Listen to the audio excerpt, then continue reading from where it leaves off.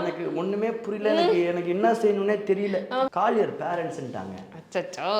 என்னாலயா நான் கெஞ்சினேன், மேம் இந்த கெஞ்சி கேட்குறேன் மேம், நான் மச்சான் அப்படின்னா நான் எனக்கு மச்சான் எனக்கு பிறந்த நாளும் நான் செத்த நாளும் ஒரே நாள் போல இருக்கிறா அப்படிங்கிற நான் அவன்கிட்ட ஏய் அவன் தான் மச்சான்.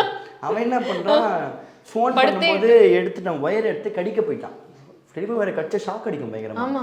ஏன்னா நான் எங்கள் வீட்டில் ஒரு தடவை பண்ணி அது மாதிரி மாட்டிக்கிட்டேன் அந்த மாதிரி. ஏன்னா அது ஃபோன் பண்ணி நம்மளுக்கு கம்ப்ளைண்ட் பண்ணிட்டாங்கன்னு அடுத்து நான் கடிச்சா இருந்துச்சு அன்னைக்கு எனக்கு ஞாபகம். அதுக்கப்புறம் அவன் சொன்னேன் மச்ச மச்ச மச்ச கடிச்சிடாதரா. ஏன்னா சொன்னேன் என்னடா ஏன்டா ஃபோன் பண்ணி 2 பேர் பேரண்ட்ஸையும் வர வச்சிட்டாங்க, வெளுத்துட்டாங்க. அடி உங்கள் வீட்டு அடியா, உங்க பையனுக்கு எங்கிட்ட கொடுங்க, எங்க பையனை நீங்க எடுத்துக்கங்க அப்படின்னு பேரண்ட்ஸ் மாத்திலாம் அடிக்கிறாங்க. மாத்தி அடிச்சு முடிச்சுன்னா நான் உண்மையை சொல்றேன் மேம், அந்த பையன் அந்த பொண்ணை பத்தி தப்பா பேசினா மேம், அதனாலதான் நாங்க போய் கேட்டோம். பெண்கள் கொண்டுனா எப்படி நம்ம விடுறது அவளை மேம்? நீங்க எப்படி மேம் அவங்க வந்து நாங்க இந்த ஸ்கூல்ல படிக்கிறவங்க கண்டுபிடிச்சி எப்படி உங்ககிட்ட சொன்னாங்க? இல்ல யூனிஃபார்ம்லாம் நாங்க மாத்திட்டு தான் போனோம்.